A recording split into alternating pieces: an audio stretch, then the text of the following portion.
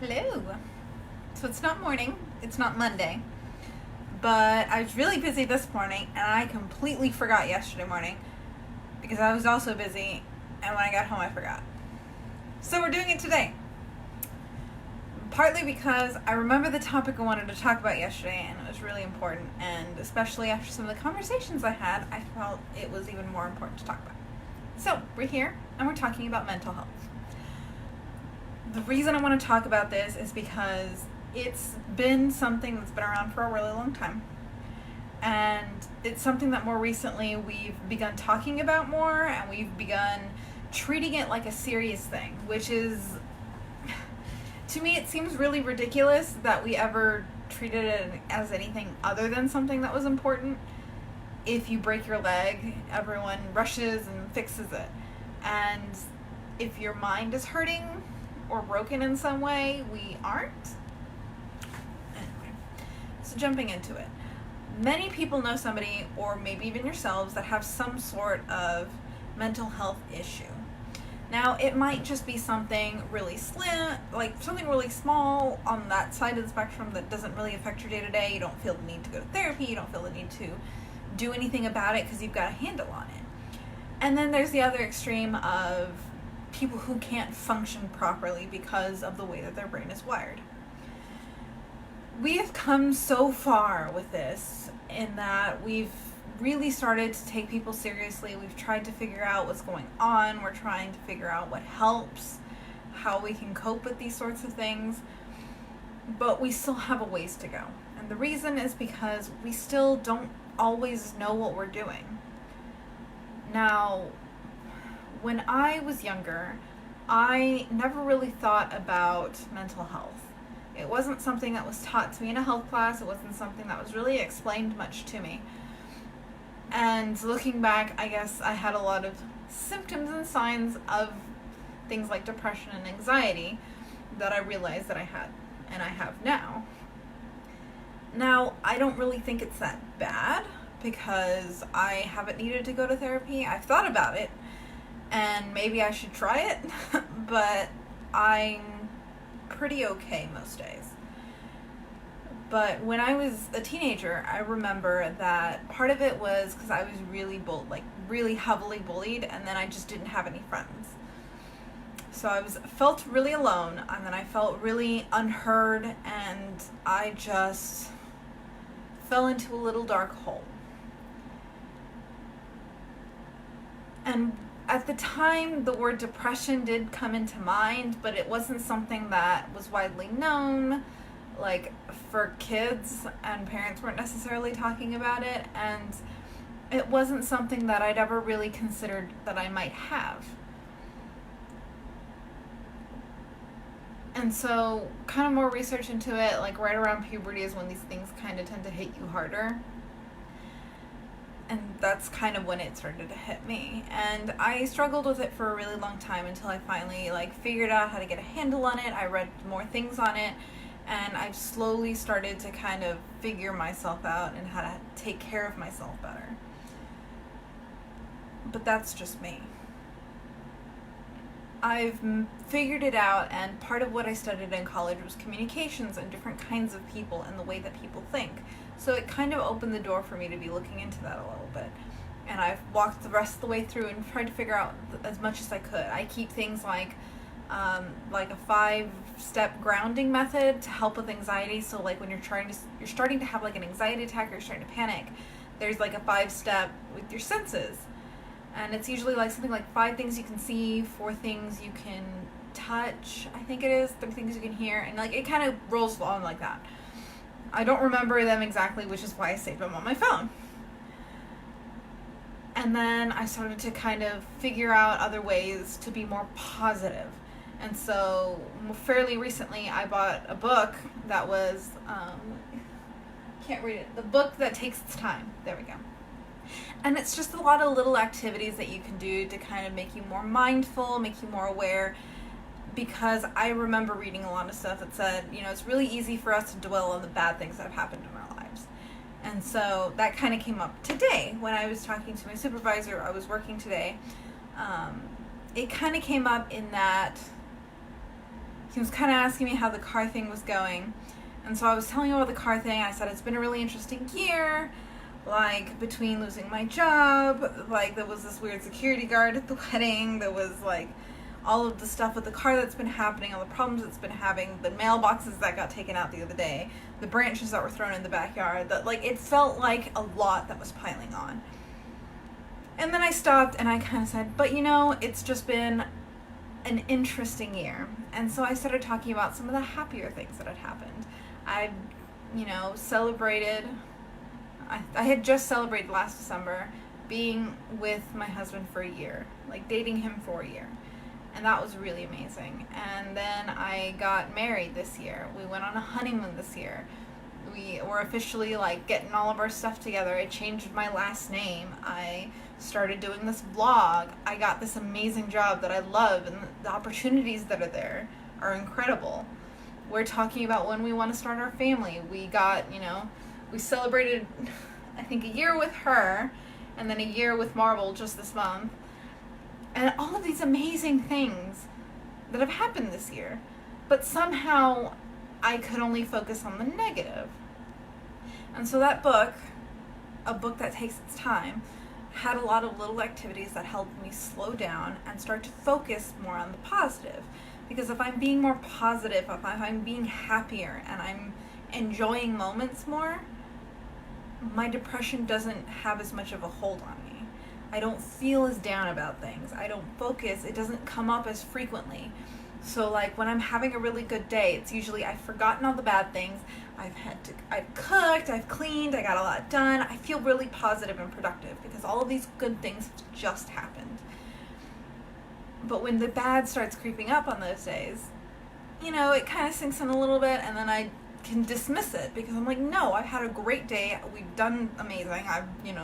I feel great. Sorry, drinking ginger ale. It's like I feel great. I'm on top of the world. But on the days where I feel like there's not as much to do. So one of the things about being at home a lot is that there's not always something to do. And the reason for that is because there's only so much that we have going on right now. Like I do laundry, I wash dishes, I make dinner, and I try to keep things clean, and I fold. Well, that's not a whole lot to do for 8 hours a week right now for me. Not to say I don't do anything. I'm the one that takes care of when the car needs to go in to take repairs. I, can go and get the mailboxes, and I can do all of these other things that take time away from time that me and my husband get to spend together. So he just gets to come home, he eats dinner, and we can just relax and spend time together. But it doesn't, for someone like me who's like constantly rolling, like I can kill loads of laundry like crazy. And I can just, like, if I sit in front of I stand really, in front of the sink and I play a Netflix comedy special, I'll just kill the dishes, just wash them all rinse, dryer rack, done. And then I just don't have much to do. Now the hope is that when we have kids, I can still have a similar schedule, because that suddenly will become a lot more, because it's not just taking care of the house, it's taking care of another person who needs constant attention. And so that would be the hope for whenever we get there. But for now, I'm still like, I got all this time on my hands. And so when I'm having a slower day, not really a lot has happened, when the depression starts to come in, it feels a little heavier. It's harder to shake it off, and it's easier to give into the, look, you're wasting time, you're wasting resources, you're blah, blah, blah, and like all of the negative thoughts that start to creep in. But all of this that I'm sharing, I've learned. I've learned with time, I've learned with literature, I've learned with experience. What helps, what doesn't help, and how my brain works. And one of the biggest things that has helped me through that is the support. I can actually feel validated and cope with that. However, it's not as easy for everyone. So there's other things that people don't really realize are important, like social anxiety, procrastinating a lot, like being an introvert, being an extrovert, the varying degrees of depression from, a little bit of feeling some down days to where you're feeling like suicide is an answer, is an actual solution, and it's not. there's so many degrees to so many of these that it's not a one-size-fits-all, and we need to just be aware that it is an actual concern. So I know I procrastinate, but I can also get out of my own butt, or I know to find somebody else to help me accountable, or I'll try to prevent that from happening. But sometimes that's not an option for some people. Sometimes that's just too much for them, and they are frustrated with themselves, and they're upset, and they don't know how to fix it. And like my husband was saying the other day, sometimes things like that can be a vicious cycle. You're very depressed because you can't take care of yourself, or you're not getting anything done, and now you're feeling worthless because you're not getting anything done, and then you're not getting more stuff done because you feel worthless, and then you feel worthless because you're not getting anything done, and it just continues to spiral until it gets worse. And that's where you need that kind of support, that family and friend to pull you up and say, I know it's really hard right now. I know that it's really difficult to get through these things, but you're gonna get through it, and it's gonna be okay, and once you're on the other side, you'll be better for it. And it seems difficult and frustrating, and sometimes it even feels like, well, it's not really my place to tell them. But sometimes it is. So I read this really amazing story that just warmed my heart. It was this young woman who had moved into an apartment a few months or maybe weeks after her father had passed away, and she was not okay.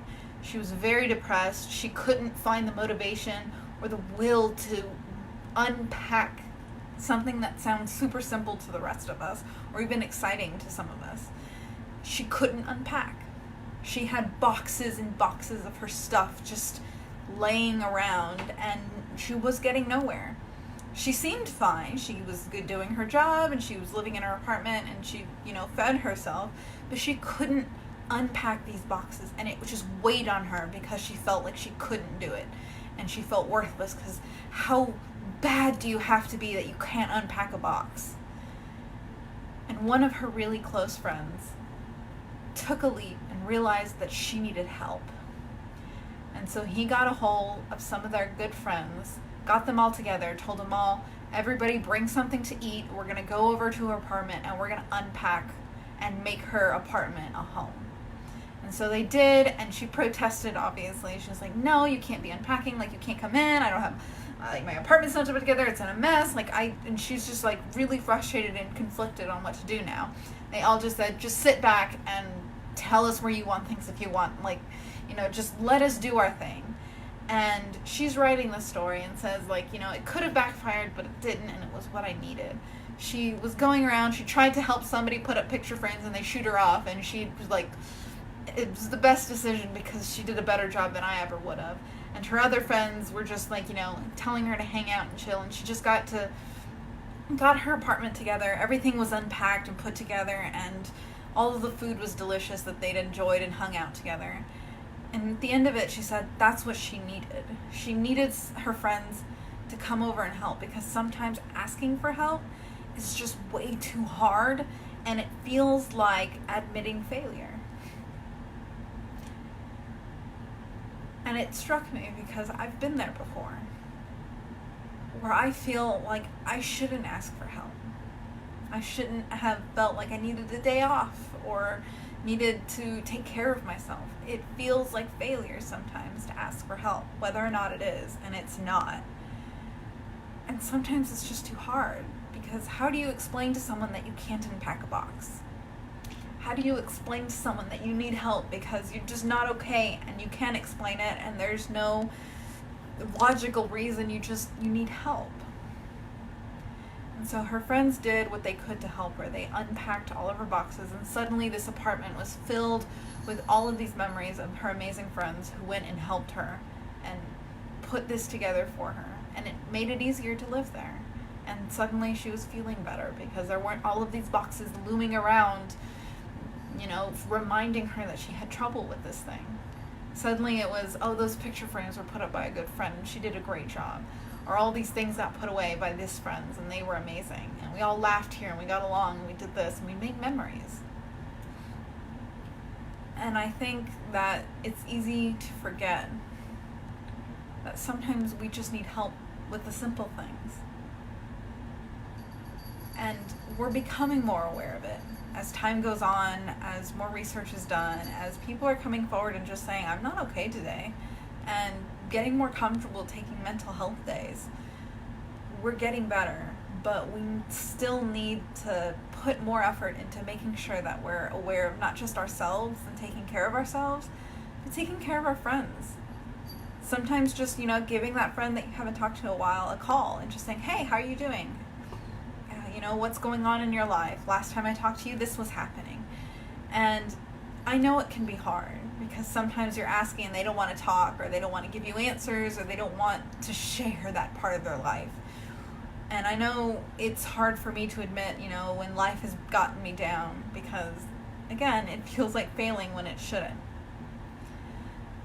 But just knowing sometimes that somebody is out there that cares about you, or even finding other ways around things. Like, I hate doing dishes. And the procrastination and the depression are like threatening to take over because, I want to procrastinate doing the dishes because I don't like doing them. And then the depression with it's, if you can't do the dishes, what use are you? But I found my workaround. I watch Netflix videos. I'll put on a comedy special from, I don't know how many times I've watched it, or from whatever year. Or I'll put on an old TV series that I've watched 100 times. And I'll just set it on, we have a window right there. I'll set it on the ledge right there. And I'll just let it play, and I'll wash dishes to it. And somehow it just doesn't feel that hard to do anymore. And it might not make sense to everyone else. And it actually might sound terrible to somebody else. Like, oh, you gotta have all of this stuff to make sure you do the dishes. But that's what works for me. That's what makes my life easier. My life feel more doable. Sometimes I just need to have something running in the background to get that part of my head out. Just forget about all of that and feel like I'm just sitting here and enjoying watching a television show or a comedy special just to get through washing dishes. Or if I'm cooking and I'm just not in the mood, or I just don't feel it today as much as I want to, I'll get on my Spotify playlist and I'll play my favorite songs, and suddenly it's like a salsa dance going on and I'm jamming and I'm singing out loud, and my husband walks in and I'm like, I don't always dance well. And it made the task easier. And sometimes we can be really quick to be harsh with each other. Like, well, you have all this potential, or, well, you seemed really good all the time, or all of the things that we say about people who suddenly come out as struggling. Or whenever a friend of yours or a celebrity says, commit suicide, and they're like, oh, well, they seem like the happiest person in the world. They might not always be. They might just not want to bother you with their failure. But just being there and trying to just help them make life easier, even if it's just having them on the phone, could be the one thing that makes a difference. Hopefully this helps. If not, it just gives you some more mindfulness. And if you can get in the comments and share maybe something that you've experienced or your stories, to just let us all know it's not just me, it's not just you. All of us have a little something quirky that we do to help get through it. I salsa dance while cooking, not very well, and I watch Netflix comedy while I'm washing dishes, just to make life a little easier for me. What do you do? Thanks for listening.